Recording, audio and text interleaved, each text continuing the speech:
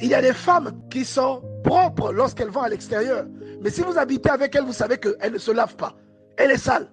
Il y a des sœurs qui ont perdu leur foyer parce qu'elles sont sales. Et souvent, on va faire beaucoup de prières.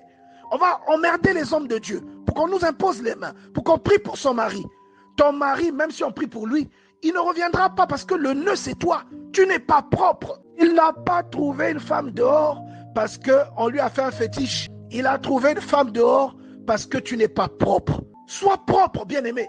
La femme de qui il allait s'amouracher dehors, elle n'est pas plus que toi, ou elle ne prie pas plus que toi. Elle a juste quelque chose que toi tu n'as pas, qui s'appelle l'entretien, ou une autre chose qui s'appelle la culture, parfois qui est plus que ce que tu as.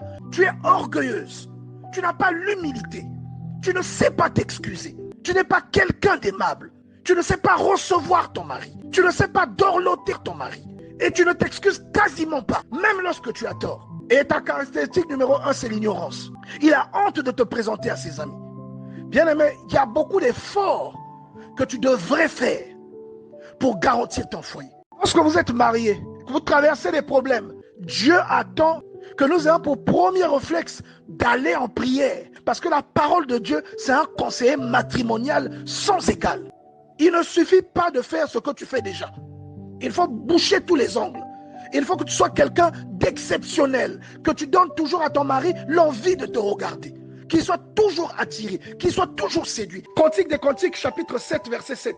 Que tu es belle, que tu es agréable, ô mon amour, au milieu de tes délices, ta taille ressemble au palmier. Est-ce que tu penses que toi, tu rentreras dans cette parole? Est-ce que ton mari dira cette parole sur toi? Il y a quelque chose que Dieu t'a remis, que toi tu dois appliquer, mais que tu n'appliques pas.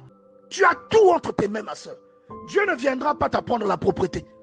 Dieu ne t'apprendra pas à t'améliorer dans la cuisine. Va voir une sœur qui cuisine mieux que toi, qu'elle t'apprenne à préparer ces plats-là. Dieu ne t'apprendra pas à faire ton lit le matin quand tu te réveilles. Il y a des couples qui se disputent parce que quand le mari revient du travail, le lit n'est pas encore fait. Il y a des couples qui se disputent parce que quand le mari revient, la maison est dans un sale état. Il y a des couples qui se discutent parce que quand le mari revient, les enfants ne sont pas encore lavés. Ils sont encore sales.